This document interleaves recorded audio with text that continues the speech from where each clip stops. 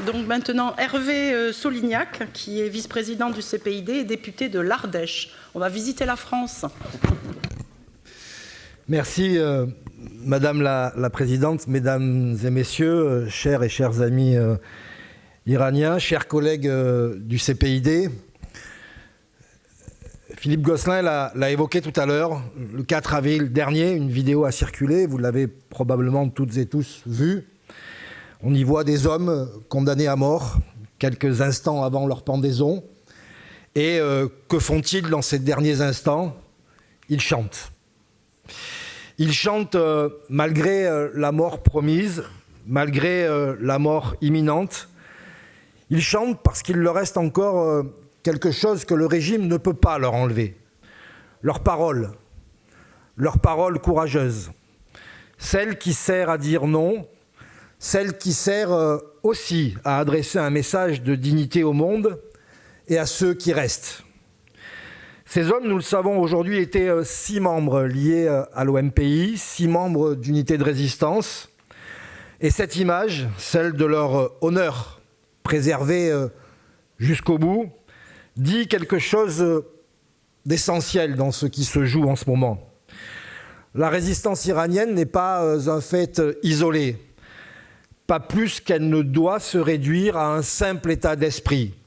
Elle s'incarne dans des visages, elle se traduit dans des actes et s'exprime dans des scènes chargées de symboles. Selon le Haut Commissariat des Nations Unies aux droits de l'homme, 21 personnes ont été exécutées en Iran en quelques semaines seulement. Derrière ce chiffre, il y a l'identité des malheureux comme autant de cibles que le régime vise, puisque parmi ces exécutés, 8 étaient liés aux unités de résistance. Non, le régime ne frappe pas par hasard. Il identifie, il traque, il interpelle, il torture et il communique. C'est le funeste procédé d'un régime qui institue la terreur en mode de gouvernement. Il élimine ce qu'il perçoit comme le cœur organisé de la contestation et le fait savoir pour essayer de briser ceux qui seraient tentés de se joindre à tout mouvement de résistance. Parmi les autres exécutés, plusieurs étaient de très jeunes activistes, arrêtés lors des manifestations de janvier 2026 que nous avons tous en tête. Ces jeunes aussi sont le produit d'une acculturation à l'esprit de résistance. Ils sont inspirés par l'existence même de la résistance et ceux qui en sont les actrices et les acteurs. Car ces unités jouent un rôle déterminant. Elles brisent la spirale de la peur que le régime installe. Elles agissent en prescripteurs de la lutte. Et dans une société opprimée, l'exemple de la résistance est une énergie qui finit toujours par devenir une force insoupçonnable. C'est ainsi que jour après jour, les tenants de la contestation constituent une cohorte qui ne cesse de grandir. Ce que nous voyons aujourd'hui en Iran, ce n'est pas une simple juxtaposition d'initiatives dictées par les événements du moment, c'est tout un écosystème parfois souterrain qui est à l'œuvre. Un écosystème dans lequel l'action des unités de résistance alimente la société, laquelle, à son tour, élargit le spectre de la résistance. Et le régime l'a parfaitement compris, c'est pour cela qu'il exécute à la fois les membres des unités de résistance et de jeunes manifestants. Il cherche à briser ce lien entre le peuple et ses unités organisées, dont il craint que les mots d'ordre ne se répandent par contagion dans la société tout entière et ne débouchent sur ce qu'il redoute le plus, c'est-à-dire un soulèvement généralisé. Tous les moyens sont permis pour le régime, vous le savez, et cette stratégie de la brutalité sans limite révèle sa peur en réalité. Car un régime solide n'exécute pas sa jeunesse. Un régime stable n'a pas besoin de pendre ses opposants. Si le pouvoir agit ainsi, c'est parce qu'il voit la résistance tisser sa toile dans la conscience du peuple iranien. Il sait qu'enfle le front du refus. Et si chaque exécution envoie certes son message de peur, elle alimente aussi la détermination de ceux qui savent que le salut du peuple iranien passe par la résistance. Alors, en mémoire de ceux qui sont tombés, gardons-nous de céder au terrorisme d'État. La mort n'interrompt pas le chant des hommes.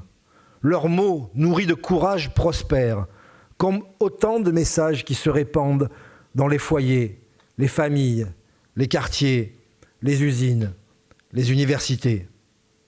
Quand la jeunesse épouse la cause de la résistance, alors l'opposition change de nature. Elle devient une force puissante, suffisamment puissante pour permettre le basculement auquel nous aspirons tous.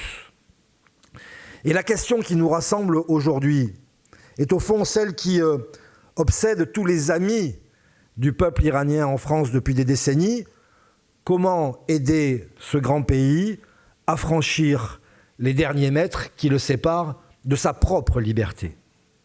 Ce débat s'inscrit dans une réalité effroyable que je viens d'évoquer rapidement.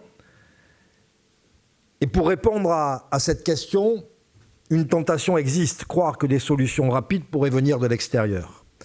La présidente l'a dit avant moi, mon collègue Philippe Gosselin aussi. Nous l'avons tous dit dès le premier jour, cette idée est une impasse. Nous en sommes, comme vous, les témoins atterrés depuis plusieurs semaines. Ce spectacle affligeant montre qu'aucune transformation politique durable ne peut être imposée de l'étranger, et encore moins par la force.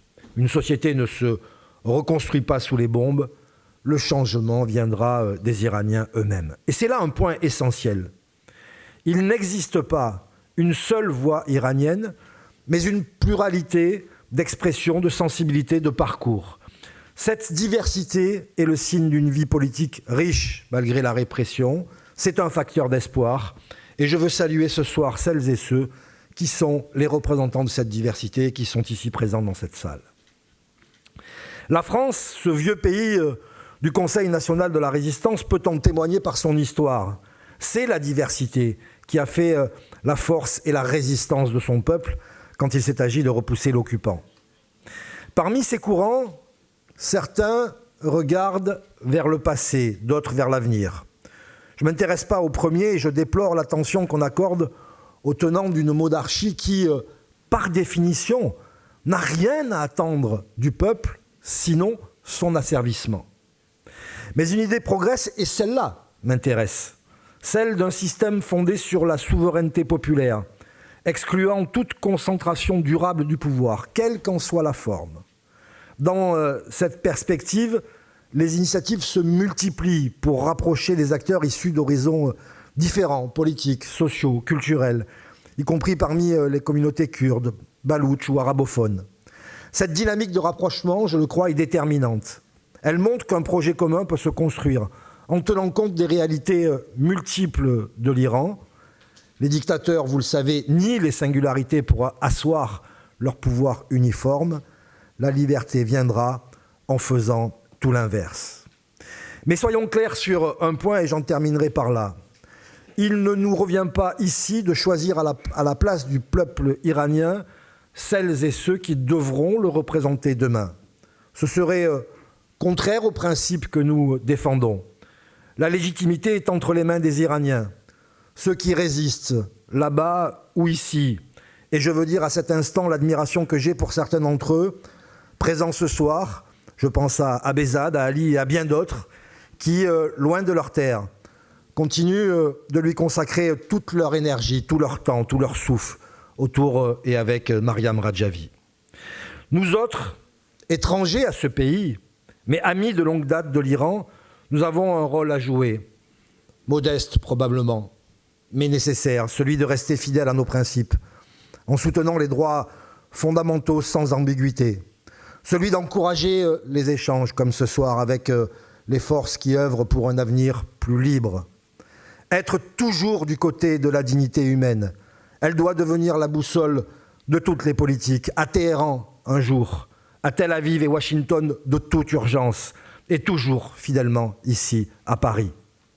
Notre responsabilité n'est pas de tracer la route à la place des Iraniens, elle est de reconnaître leur combat, d'agir en cohérence avec les valeurs que nous affirmons si souvent ici même à l'Assemblée nationale, et de tout faire pour que le chant des 8 martyrs du 4 avril nourrisse la résistance jusqu'à la libération du peuple d'Iran. Je vous remercie.